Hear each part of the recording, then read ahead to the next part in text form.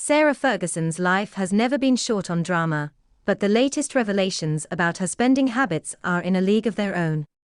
We're not just talking about designer splurges and fancy dinners.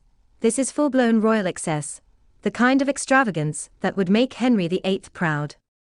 According to royal biographer Andrew Loney in his new book The Rise and Fall of the House of York, the Duchess of York didn't just live lavishly. She lived as if money was infinite. Loney's account paints a picture of financial chaos, so wild it borders on cinematic. Lavish dinners that could feed a small army, personal trainers collecting salaries for barely used sessions, and shopping sprees so expensive that even the Queen reportedly had to step in to pay the bills.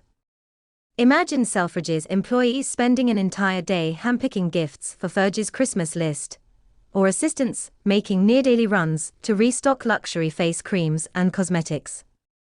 By the time the receipts piled up, she owed over £51,000 to Selfridges alone.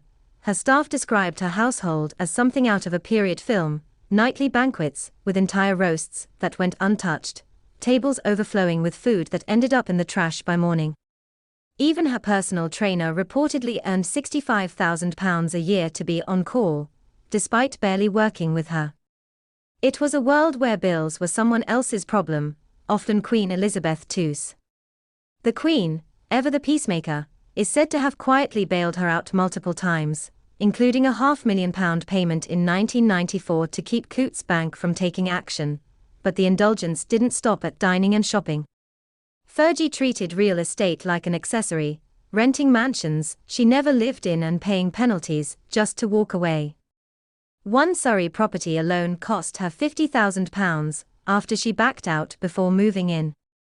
Then there were the royal perks misused for personal luxury, like charging £6,500 to the Queen's private mail service to send not just letters, but engraved silver gifts to friends and business contacts.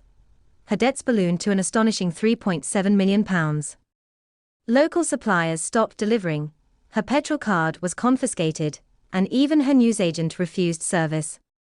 Yet through it all, Sarah remained unshaken, convinced another opportunity, another book deal, another royal favor would fix it all. By the mid-1990s, the damage was done. Newspapers splashed her debts across headlines, the palace distanced itself, and her marriage to Prince Andrew was over. She sold jewelry, furniture, and art to stay afloat, and when she finally admitted to an overdraft of £3.3 million in her 1996 autobiography, it confirmed what everyone already suspected: the Duchess had been living in a financial fantasy. Loney doesn't pull punches in his portrayal. He calls her life a cautionary tale, a mix of charm, insecurity, and recklessness. Behind the glamour, he says, was a woman desperate to belong, terrified of fading from the royal spotlight. Every shopping spree, every lavish dinner, every just one more gift, was a performance, an attempt to hold on to an identity that no longer existed. And that's what makes her story so human. Because beyond the extravagance and the millions owed, Sarah Ferguson's tragedy wasn't just financial, it was emotional.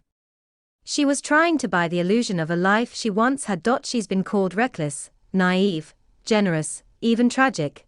But one thing's for sure: few figures in modern royal history have lived as loudly, or as expensively, as the Duchess of York.